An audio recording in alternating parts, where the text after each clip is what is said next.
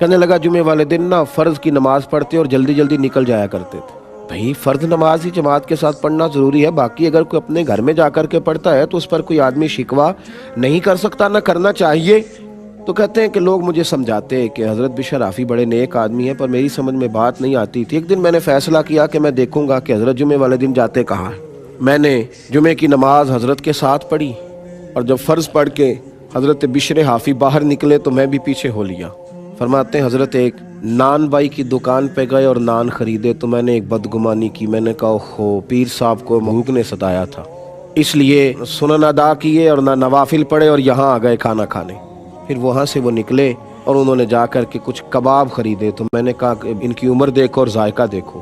کہتے ہیں یہ سامان جمع کر کے تو حضرت جنگل کی طرف بڑھے، اور جنگل سے ذرا سا گزرے تو ایک کچی بستی شروع ہوئی، اور لکڑی کا دروازہ باہر سے بند تھا۔ جناب بشر حافی نے اس کو کھولا، اور کہتے ہیں کہ میں سوراخ سے دیکھ رہا تھا کہ ایک ضعیف، بیمار اور فالج زدہ بزرگ چارپائی پہ لیٹے تھے۔ جناب بشر حافی آگے بڑھے تو ان کے منہ سے پانی اور رطوبتیں نکل نکل کے ان کی داڑھی کو بھگو رہی تھیں۔ حضرت دوڑ کے آگے بڑھے، پہلے انہیں سیدھا کیا، پھر مٹکے سے پانی پیالے میں ڈالا، اور پھر اپنا امامہ کھول کر، پگڑی کھول کر، اس کا پلو پانی میں بھگو کر اس بزرگ کا منہ دھویا، پھر انہیں بٹھایا، اور پھر جب پہلا لقمہ توڑ کر کے ان کے منہ میں ڈالا تو وہ بزرگ رو پڑے، کہنے لگے بشر حافی 14 سال ہو گئے تو ہر روز آتا ہے، مجھے تو میرے اپنوں نے بھی چھوڑ دیا ہے، اس لاش کا بوجھ تو کب تک اٹھائے گا؟ اب تو کوئی میرے قریب نہیں آتا، بس کر یار، تو کب تک آئے گا؟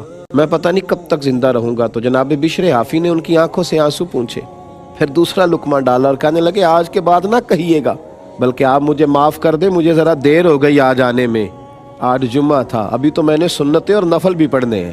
حضرت کھانا کھلا کے نماز پڑھنے لگے، اور جب نوافل اور سنن ادا کر کے حضرت باہر نکلے تو تاجر باہر کھڑا تھا، جناب بشر حافی کے پیروں سے لگ گیا، معاف کر دیں حضور، اور رونے لگا، کہنے لگا جس کو میں آپ کی غلطی سمجھتا تھا وہ تو آپ کی سب سے بڑی نیکی نکل آئی ہے۔ پھر کہنے لگا مجھے مرید کر لے۔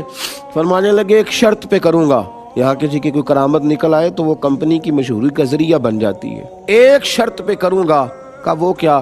فرمانے لگے میری زندگی میں یہ بات کسی سے ذکر نہ کرنا، میرے نامہ اعمال میں یہی تو ایک خیر ہے جو اپنے رب کی بارگاہ میں لے جاؤں گا، اور عرض کروں گا یا اللہ اس کی مدد کے برکت سے میرے اوپر فضل فرما، کسی سے ذکر نہ کرنا۔